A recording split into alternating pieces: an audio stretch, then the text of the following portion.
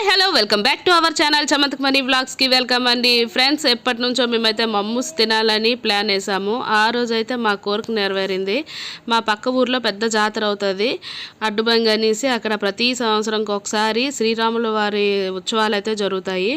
యాత్ర అయితే చాలా ఘనంగా జరుగుతాయి. ఆ రోజు అయితే అక్కడ మమ్మూస్ మాకు కనిపించాయి. ఎలాగని ఈరోజు ట్రై చేసేయాలని అయితే ఒక ప్లేట్ తీసుకున్నాము. ప్లేట్ అయితే 50 రూపీస్ ఫ్రెండ్స్. ఇది చాలా బాగుంది. అప్పుడే వేడివి తయారు చేశారు.